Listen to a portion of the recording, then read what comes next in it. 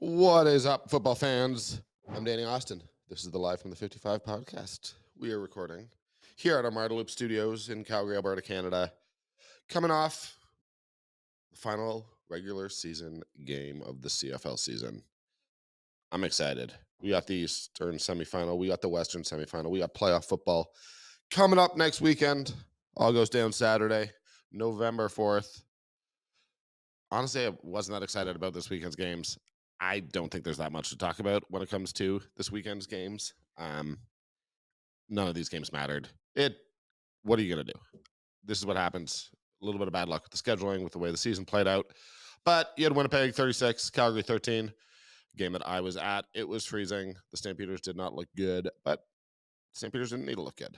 What the Stampeders needed to do was rest their key players: Kadeem Carey, Reggie Bagleton. They got Jake Mayer out of there, and late in the game at the very least, they got Tommy Stevens some time at quarterback. Lots of guys not in the lineup. Kim Judge not in the lineup.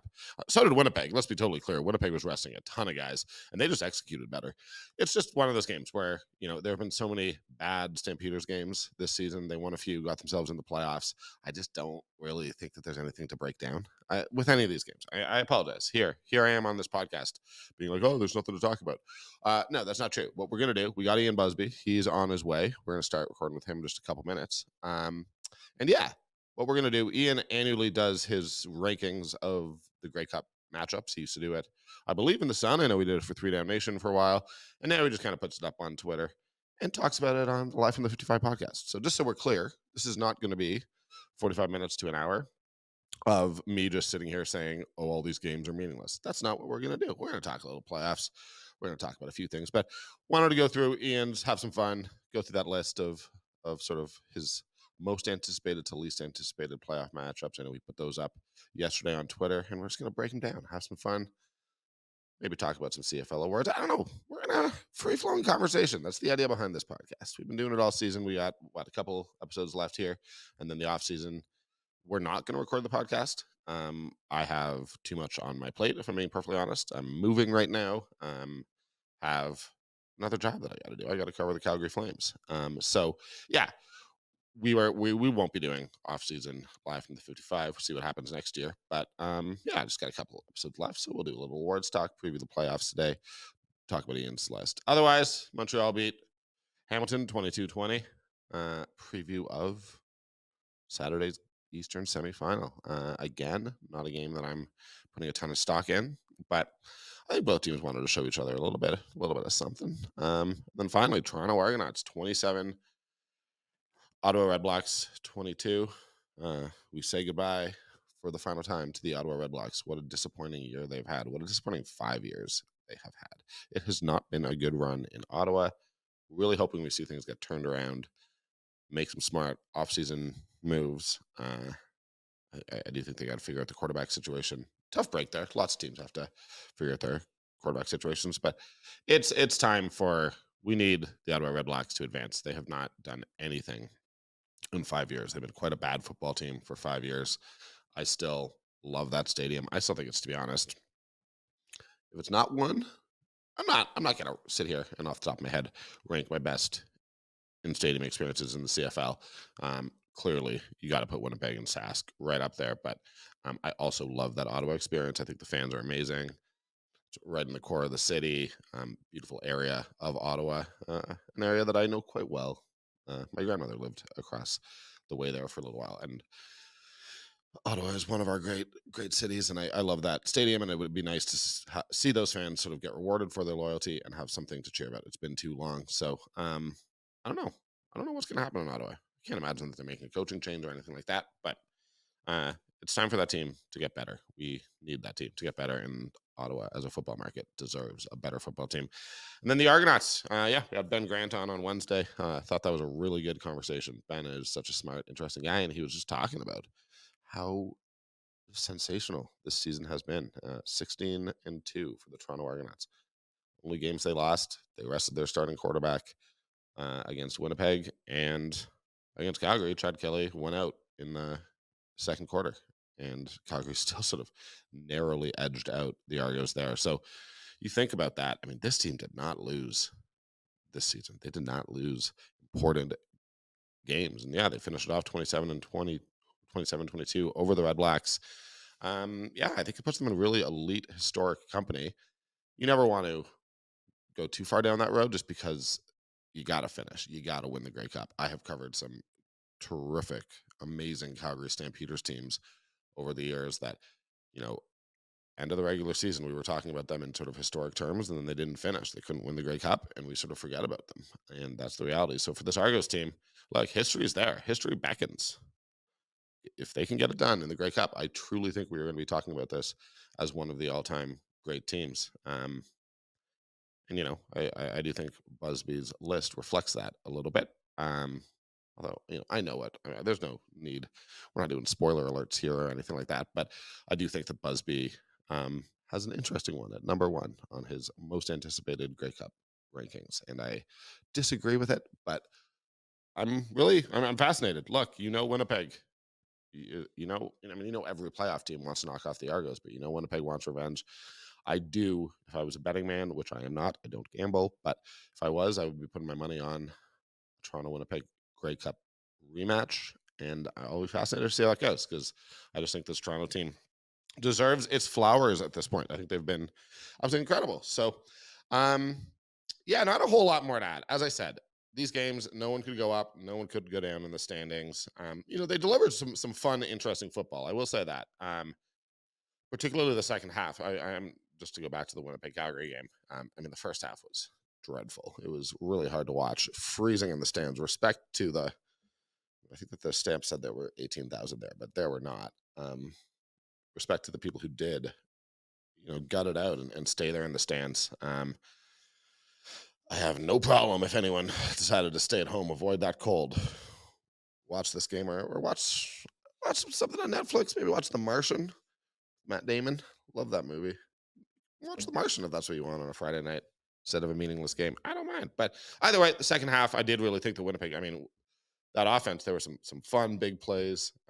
Winnipeg didn't just sort of shut it down and play for nothing. You put up 36 points. That's no joke. And there were a lot of fun moments in each of these games. That's what I'm saying. This was not terrible football. Didn't mean anything. But it doesn't need to mean anything all the time. Trust me. The most meaningless stuff that I've ever covered, the COVID season in the NHL. This is, everyone in Calgary probably remembers this, but both the Vancouver Canucks and Calgary Flames were mathematically eliminated, but they had to play 4 games at the end of the season that had been sort of canceled for one reason or another.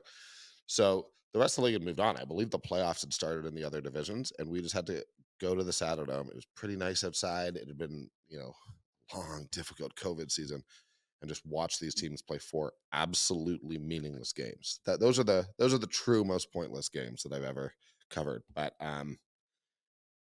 these weren't that bad. There was some good fun in there. I think that there were good highlights at the very least. I'm sure SportsCenter was happy. They got something to show. I'm not even sure that I was really anticipating that. Anyways, I have now I stretched this to 8.5 minutes. That's not bad for an intro. It's not bad. Busby's arriving right now. So shout out to our sponsors, Mugs Pub, Fraser and Fig. They've been with us all season. We love them. Thank you. Make sure you check them out.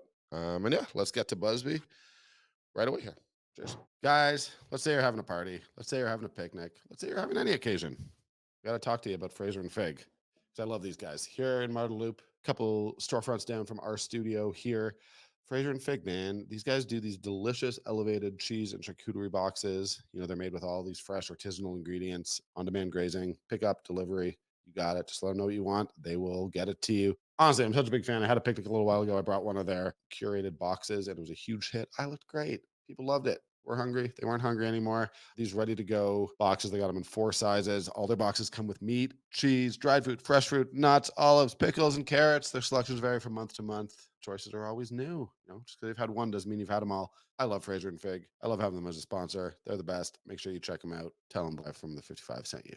All right, Ian Busby, we got you here. It is a Sunday morning. It's cold here in Calgary, but it is bright. I know. You were sick last weekend, but I know you're feeling better. I'm trying to feel better. I'm happy to have you my voice is still not 100%. So, but We don't need I your am here voice. and I made it. We don't need your voice at 100%. It's only a audio Right. medium. Well, there's a camera right over there, so yeah, true. That's hoping. true. If you're looking at me right now, I know our numbers. The vast majority of people are listening, not watching. Yes, and that is the best way to consume us. Completely. Buddy, it's good to have you back. Haven't talked to you. I've talked to you off camera, but I haven't talked to you on camera. So, did you watch anything? I know we're gonna mostly skip over the games. I went over this in the intro. What I will say is that I think SportsCenter got enough to put together highlight packages this weekend. Yeah, there was some highlights. There was some big plays, which you don't always get in these games. Yeah, so that's worth celebrating. All jokes aside, it was like, hey, we got some big plays, cool. But does that mean anything? Nope. No. And did I watch it? Of course I did, because I don't have anything else to do with my life. But I was like, oh, all this just got me excited for the playoffs. And the fact that it was like, okay, Saturday is going to be the playoff day coming up here. I'm excited about that, because I don't know why. I'm like, yeah, because we know my Sundays are now consumed by NFL, but so I don't know. I don't think anyone's actually upset about it. I actually think that there's a little bit of a straw man argument going out there. Like, traditionally these playoff games were on Sunday. They haven't moved to Saturday. I don't think anyone's bothered by it. No, I think we're all saying we're all arguing against people who don't exist. Yeah, it's fine. They did this in the late 2000s, around 2008, I think, and it's just cool. All right, we got an extra day to prepare for the Grey Cup once we figure out who the Grey Cup participants are after the East and West final. Perfect. Sounds good to me. And it doesn't overlap with my other football viewing, so it's great. I like it. Yeah, CFL would always be the priority for me come playoff time. And that's the thing. I'm going to be watching regardless. So fair. I'm going for dim sum after this, so figure that out. That has nothing to do with anything. I'm going to go to work. Fair. But yeah, I just think to touch on it quickly before we hop on to your rankings, which I've already said we're going to do in the preview, so people are aware of that. But we did, again, the way that this podcast works is not you and I sit here for 20 minutes talking about what we're going to talk about. No, you come sit down. This is the literal, the most prepreparation. When I am repeating, we prepare on air. Little to no preparation. Might as well be the name of the podcast. But yeah. So just when people know when I'm repeating what I did in the intro, it's largely to let Ian know. But I will say that that Calgary Winnipeg game again. I do say this sincerely, we should assign no meaning to what happened in these games. It is awesome that Toronto got to 16 wins. Yeah. Sets them up for a really historic end to their season if they can win the Grey Cup.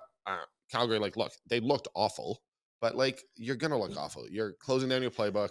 You're sitting half your starters. It's just you're going to look terrible in that game. And they did. It's very impressive that Winnipeg didn't look terrible. Yeah. It tells me something about Drew Brown. I think he was playing for a job next season and he looked like it. Had some big plays through the air. The thing with their receiving core is even if they sit half their guys, they still have great receivers. Right. That's not the case in Calgary. And I do think we saw that. So, yeah. Well, okay. So I sat in my, cozy in my little bed watching that game going, oh man, everybody there looks like they don't want to be there. Who in that stadium wanted to be there that night? Credit to the fans who were there. It was freezing. I give 100% credit to anybody that went to that stadium, because it was okay, this game means nothing. But then you look at okay, Rasheed Bailey, he wants to be a number one receiver. Mm-hmm. It was okay, cool, dude. Yeah, Dalton Schoen is out. I'm going to be the number one man. Boom. All right, cool. So Winnipeg has a few things going on, but again, does it tell us anything for the playoffs? No, probably not. I'm just impressed with how Winnipeg has gone about their season as usual, but I'm a little bit with Ryan Valentine. He was shocking you last weekend on last weekend's episode. It was whoever comes out of that West semifinal, I think is going to upset the Winnipeg Blue Bombers. They're going to win regular season games. It's all good. Now, are the 6-12 Calgary Stampeders primed to do that? I think the Bombers, I just want to go on record and say, I think the Bombers are going to stomp whoever they play in the West Final. I've now had several guests in a row be oh yeah, no, I make no mistake, I genuinely believe that they are they have been working to peak at the right time. Grey Cup, I'll be Which is fascinated what if they get which there. which is the whole plan. The whole plan about your season is just to keep going up and up and up. Yeah. And that's why, and we used to see this with the Calgary Stampeders back in the days when they were winning all the time, was they didn't care about games in July, August, September, but as long as they were playing their best football in October, November, that's all they mattered. You want to stay in the fight and secure home playoff games. That is the Yeah. point of the regular season. But I mean, like, I, as you know, I read a lot about soccer. Like Manchester City, who have won 5 of the last 6 Premier Leagues. Pep Guardiola, who is the best manager in the world, famously, like his team is not like he has them coming out of the gate slow. He wants them getting better and peaking basically in February, March, April, May. And every year they are just a machine in the last 4 months of the season and don't lose. Like this is a legitimate, like people say, oh no, you always prepare to win every game. And like, that's true. Yeah. But you don't necessarily prepare to be at your best early in the season. And I think the Bombers learned that a little bit last year. I remember over the past couple of years, you'd hear mid-season people saying this and that about the Bombers. And then they lost in the Grey Cup last year, and they realized how little it matters what people say about you in August. So I really do expect them. For me, like they look like a team that is just ready to stomp. All right, I really do, and I think that the week for a team that is older, I think that the week off is really going to help them out. But I hear where you're like, I love, to be clear, I love when people disagree with me. It's part of the point of the podcast. It would be very boring if you didn't. Right. Yeah. If it was just us agreeing. Can I ask you just another, and I'm going to let you get to your point. You mentioned the fans, and I had to tweet. I was like, man, if you're here, people have to understand. It's been legitimately. Well, and maybe I've been, and I think that's probably what, I've been around a lot of fans in the last couple of weeks. Yeah. Stampeder fans who are just like, hey, we got in. We can go all the way because we got in. It doesn't matter what happened before, and it doesn't matter what happened on Friday night. They got in and they can go all the way. So I've just been buoyed by that energy and that I'm like, hey, we don't know. And they're not wrong. You could technically do it. Yeah. And you got in, and like making the playoffs is a big deal, and I fully give them credit. And credit if that's why if that kept you warm, like people not in Calgary who listen to this podcast, like I'm sure it's cold in other places of the country. It has been brutal this week. Yes. Like it was awful in that stand. It was so windy. There was so much snow. There's like debate weirdly in my Twitter replies about whether or not they'd cleared the seats and the aisles at McMahon. They did. It just snowed more afterwards. And there were sections that were not. It's like, doesn't matter how much you try to clear it. There's still a level of snow and ice on everything in Calgary right now that you can't get rid of. Like you can't get rid of it. It's just like there's too much. There were a couple sections towards the edge of the stadium, like the bleacher sections, that didn't look great. And that I don't know, man. The lack of actual fans there. If you had a ticket in that section, go over and sit over in the Blues or the Reds. Like you didn't need to sit there. I flat out I was there obviously for work, sitting in a warm press box. And I don't lie about this. I would not ever go. There is no world in which I would ever have gone to that game. The worst game, I gotta shout out my dad here. When it was either 92 or 93. So it was one of the seasons the Jays won the World Series. Yeah. And we went, and all I remember is that it was a weeknight because we had school, and the Jays lost to the Milwaukee Brewers 22-2. Oh. And actually, I'm sure my dad. We could probably look that up if we needed to. I remember the score line to this day. It was 22-2. And shout out my dad. The kids me and my sister wanted to stay, and we did on a weeknight. I don't know what time we got home, but it was the worst because we thought it was funny to stay for the whole game. And my dad was like, all right. And we made it to the end of that game. But me as an adult, no, man, I wasn't going to that game for any reason. After it became completely meaningless, had Calgary needed to win to get in the playoffs, I might have thought about, okay, yeah, no, I should go watch that game. But I'm sitting at home going, oh man, I can't wait for the playoff game because that's what's going to matter. And the playoff game is going to be indoors, and so this game didn't tell us anything about that. Okay, did they lose to the Winnipeg Blue Bombers outdoors? Yeah, okay, so they're going to have to go into Winnipeg, much different atmosphere because it's going to be a lot of energy with the fans. No no harshness on the Calgary fans. There was no energy in that building. It was like, No? yeah, but Well, and like, anybody that was there was just trying to stay alive, literally. yeah, Yeah. bring lots of blankets, toe warmers. I don't know. I like it. It was the first game ever in my entire history where like there were 4 minutes left in the fourth quarter, and I was like, I'm just going down to the media room. Like, I'm gonna wait for Dave Dickinson. I'm learning nothing here. I have a feeling that I was a nightmare in the press box. I was just like, well, it's worth noting that also, like, I covered the Flames too, and Tuesday and Thursday's Flames games were awful. I spent so much time watching bad sports this week. like, and they're just hit a point like midway through the fourth quarter where I was like, I'm 40 years old. Like, this is what I have chosen to do with my life. Like it was like here's an the thing: existential so crisis. many people would trade their lives for your life, Danny. I'm not actually complaining. It was like that's the thing, but it was just like I was like, oh, you had to go sit through bad hockey games. Oh, I know that's it's rough. like it's a great job. I don't, but it was just like because I'm moving. I was like, I should be packing right now. Right. There were there's many things that you should be doing other than watching and like the Flames. As I've said, so yeah.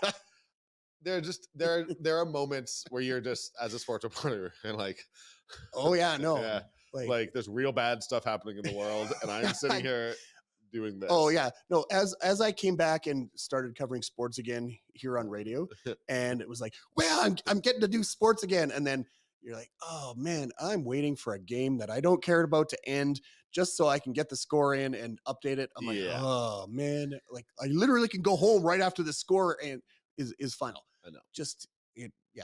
There's a bit of like, okay, yeah, careful what you wish for. Yes. Okay. Okay. Here we go. Ian Busby, tell me the history of your Grey Cup rankings. Okay, you effectively pick you rank from 9 to 1. Yeah. The matchups in order of basically your interest in them. Yes. It's completely objective. But you have been doing it for a long time. So just tell me the history. So I started doing that back when I was doing the national CFL column for Sun Media.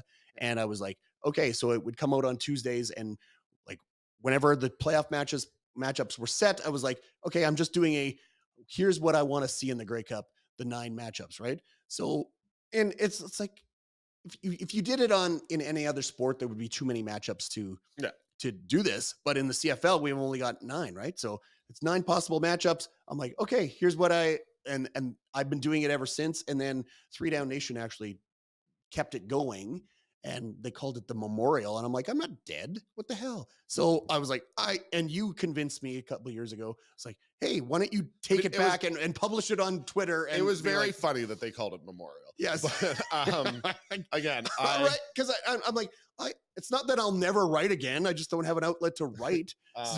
So you said, why don't you write it on Twitter? And I'm like, cool, Danny, I'm going to do that. Yeah. And now I do that. I spent many years fighting for popcorn in the McMahon Stadium press box, which we got for a little while. Then they took away along with pizza. No explanation. We used to get halftime pizza. They just canceled it 2 games into the year. Right. And when they got it, I set up the Danny Austin Memorial popcorn stand.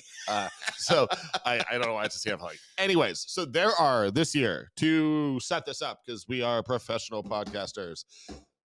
Out of the East, you got Toronto, you got Hamilton, you got Montreal. Out of the West, you got Winnipeg, you got BC, you got Calgary. So those are the potential matchups. Yeah. 1 team from the West, 1 team from the East.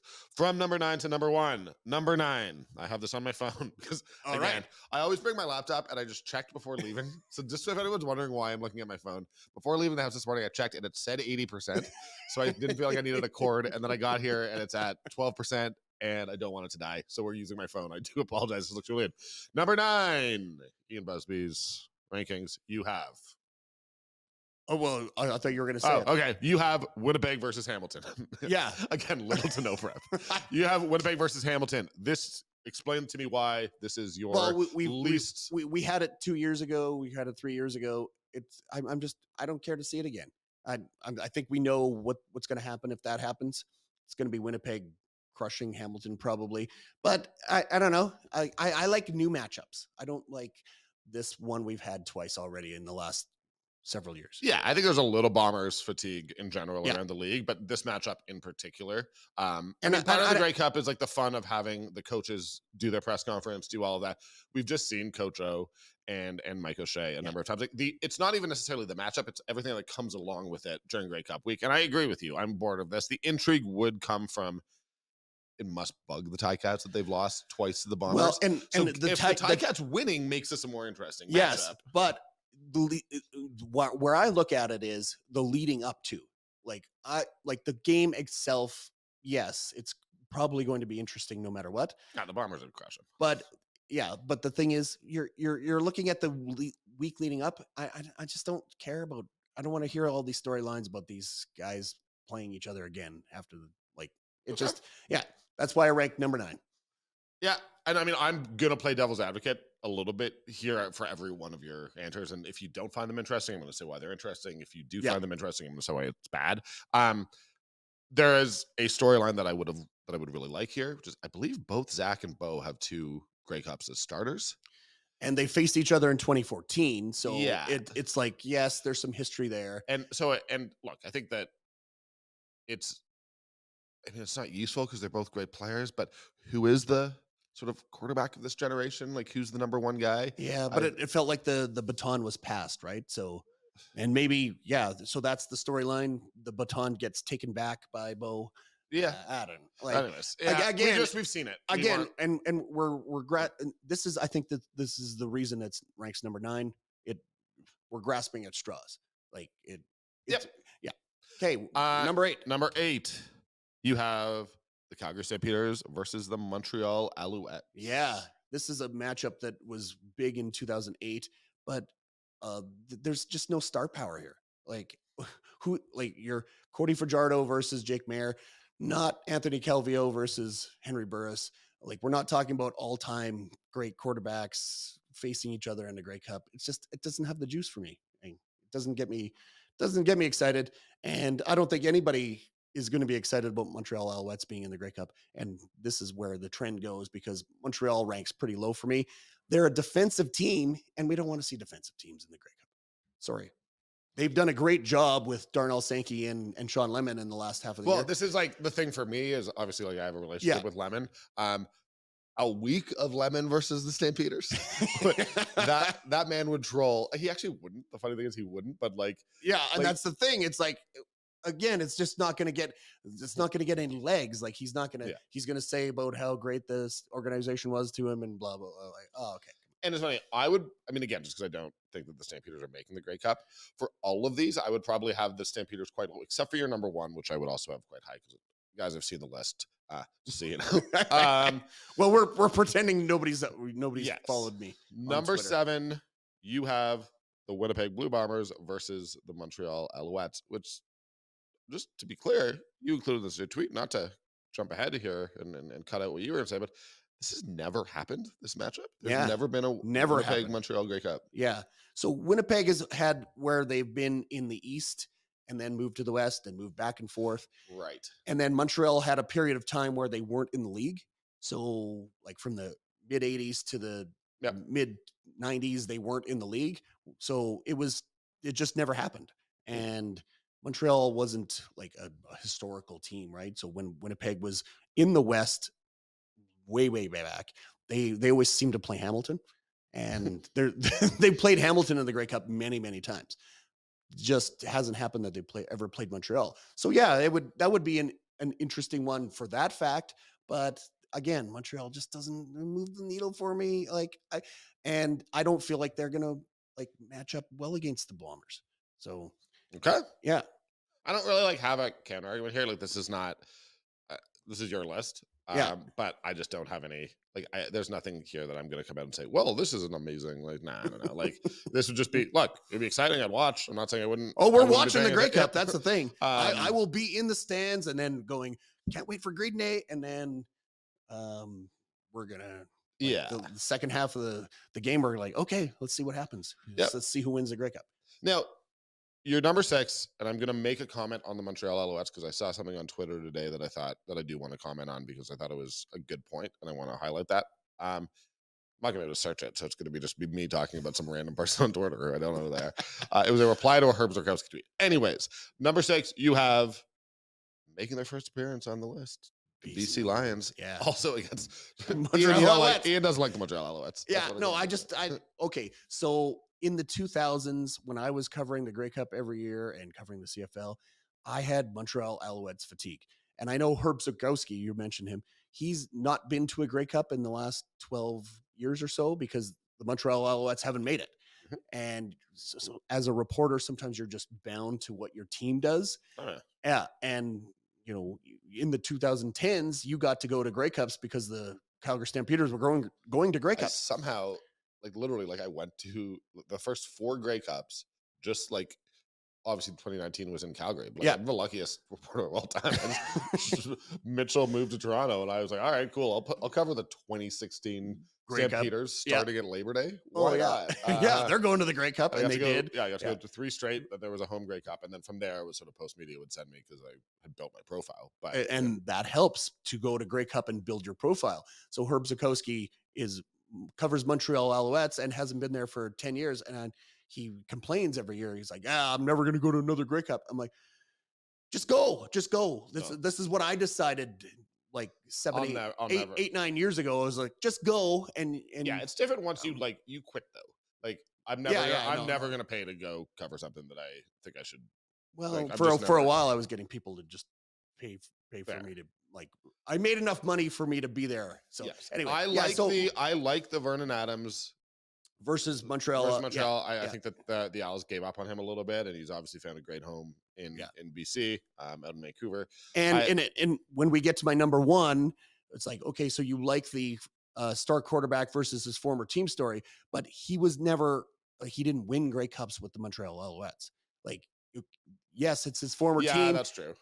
He's not like a former Grey Cup MVP with Montreal and then goes to BC. Like he's still trying to make his mark in this, and this is why BC ranks in the top 5 on their other matchups. The point that this random person who I haven't looked up on Twitter, we don't call it X around here. What did they say?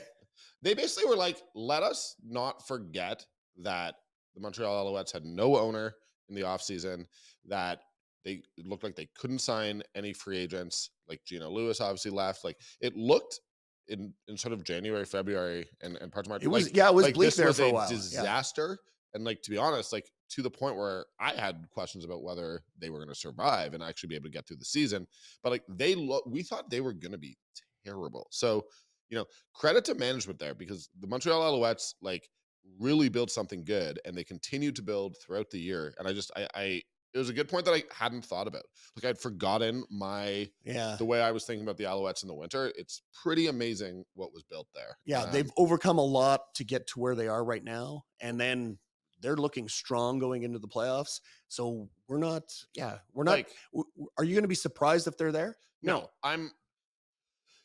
It also like they might more than any other team. Like I can pick every game, every conceivable matchup through the East and the West. I have in my head who I think is going to win, except the East semifinal. I have no idea that Hamilton Montreal game, how I think it's going to go. It is a coin flip, and like I just feel like, and that game yesterday, despite like not meaning anything, and everybody's kind of holding their cards close to the vest, it was fun. Like I feel like Cody Fajardo is just mistake prone to the point where I can't get out of my head what I've seen from him over the last couple of years. So it's just hard. Like I think Montreal could really surprise people. I think in a head-to-head matchup, I'd pick them over Calgary for sure.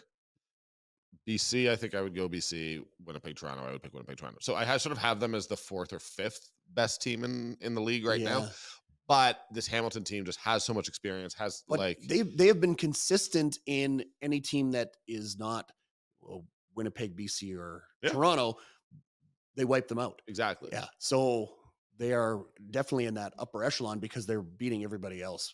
Yeah, they're I think I have them 4th. I have them 4th with Hamilton 5th, but I just feel like Hamilton maybe. It's not a. You're getting me all juiced up for this that Saturday game, the East semifinal. I'm excited for that game. It's going to be good. And the fact that we got like a little bit of a preview yesterday, cool. That game's gonna be awesome. It's gonna be fun. I'm not convinced Calgary. And usually out west, we are waiting for the West semifinal, and we don't really pay that much attention to the East. We're like, oh, okay, what's happening in the East? Yeah, okay, who's it going to be? Like, I don't remember a lot of East playoff games because you're just getting prepared for the West semifinal or the West final. The East playoffs are probably going to be better than the West playoffs this year. Yeah, I'm very excited about it. Me too. Number 5, you have the Calgary Stampeders versus the Toronto Argonauts. This surprised me that it was number 5 for you. I thought this would be higher. I was trying to put it higher. Also, you don't want to just do Calgary. Yeah, but again, it's like, okay. There's so much history between these two teams. And every time they play in the Grey Cup, it's like, oh, it's so fun. And the last one being the big snow game in Ottawa. And, Toronto generally wins those games too. So, but like, there was like, I'm trying not to be home bias with Stamps versus X Stamps. I think you are in an effort to not just be the home bias Calgary, guy. I think that you are knocking this game in a way that you shouldn't. I think the fact that Dinwiddie, Mace, Josh Bell, Pete Costanza are all former Stampeders coaches now coaching in Toronto. I think the fact that there are so many players on that team. Like I would, if I was covering this Grey Cup, I would just do a day like talking about the coaching tree. Yeah. And like, it's amazing. When they had Dinwiddie in the building here, they were like, yeah, this guy's going to be head coach. This for me, I think, like, I know in my head, like, as we're doing this, I'm like, would I pay to go? Because I wish I could be at Grey Cup. The reality is I've just bought a place. Yeah. I'm literally moving. Like, I get possession of my condo while Grey Cup is on. Like, I can't go to Grey Cup. And I'm very excited for you and your new place. But just so everyone's totally understanding, like, there is no matchup. Even if Post Media wanted to send me, I think I'd have to decline. Like, I just have life stuff happening. But this is probably number 1 for me in terms of I would really want to go. Yeah. I would want to figure out a way. It's just ultimately I still wouldn't, but I just know so many of the guys on that Toronto team. I'm waiting for the text that you're going to send me on the Friday of Grey Cup week and go, oh man, I wish I was there. Oh yeah. It'll kill me not being there, but I'm very excited just to go to Grey Cup. I don't care who's there. So this is, I think that's my number 1. Number 4 for you is BC versus Toronto. Yeah. Why? Well, because those are like 2 of the best teams in the league. Nice matchup. Hasn't happened in almost 20 years. It was 2006, I think, the last time. So I was like, okay, yeah, it just has a little bit of like, hey, we haven't seen this one in a while. And these 2 teams are like, okay, BC's on the come up, and Toronto's been so good for the last year and a half. So yeah, just a nice matchup, just based on what you're going to see on the field. I like that you believe in BC. I do, because to be honest, it completely baffles me that your number 3 is BC versus Hamilton. This might be my number 9. Okay, and I would take that argument, but I was like, okay, cool. That's just like a game that was like that hasn't happened since the early 80s. I think 85 maybe the last time that BC played Hamilton in the Grey Cup. And you made the point that they had an awesome game a couple weeks ago, which is I think sort of what is informing this. Like, yes, you said it was a 60-point shootout. It was like 33. My laptop. It was 33-30, I believe, and BC wins on the late. And I don't know, that one feels like a fun game.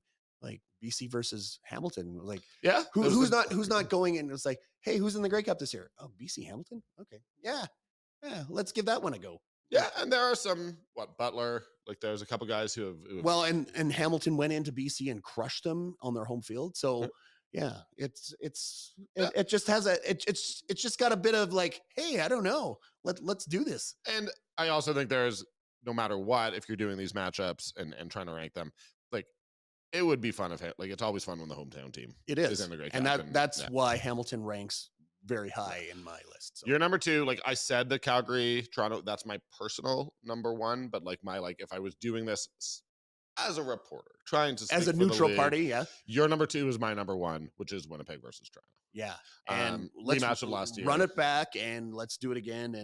And it's best versus best. So that's why it ranks so high to me. Yeah, it's the two best teams in the league. Yeah, and you know, when I've always made this, sorry, I've always made this argument for a 1 through 9 system and not a, you know, East versus West.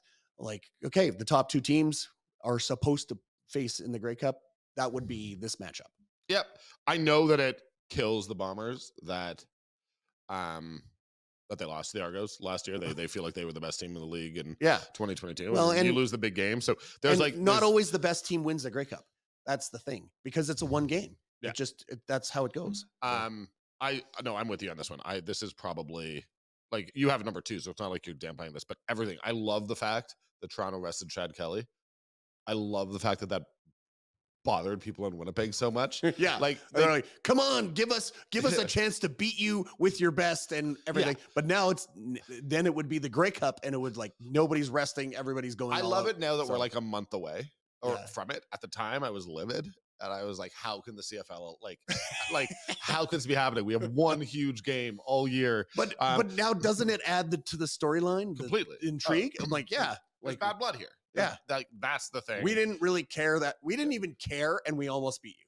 That was the thing about that game. Yeah. It's like, yeah, we really didn't even try. And we were just within a score at the end. I'm like, the Argos social media, we could have beat you easily, but we didn't need to. The Argos social media, those are one or two games that you lost all year. Okay, come on. Oh, I said that in the intro, man. Like, I really think, like, it's why I had Ben Grant on, and I wanted to go very hard on Argos just once before the end of this podcast, because I just think that team deserves that credit. But I'm going 16-2. We're looking at history here. That's it, number 1, and I get why you did it. Come on. It's your list. You get to do whatever you want. And you have number 1 is the Calgary Stampeders versus the Hamilton Tiger Cats. So if this happens, are you not, like, Sunday morning getting up and going, oh man, I gotta go to Grey Cup? Like, Bo versus the Stamps. Come on. Like, the first time he's ever faced the Stamps is going to be in the Grey Cup, and it's 2 number 3 seeds going. And come on, this is gonna, like, I don't even need to, like, hype this one. It's so good. I mean, Bo versus the Stamps first game. Look, it's not my number 1, but it's very, very close. It's just too fun. It's the franchise icon versus his former. It would be amazing.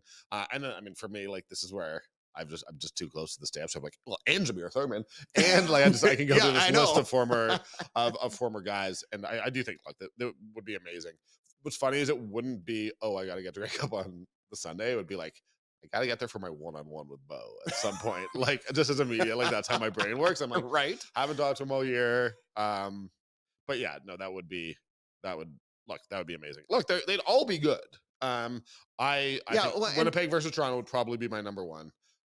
With this as my number 2 for my, like, attempt to do this objectively and be a reporter. Yeah.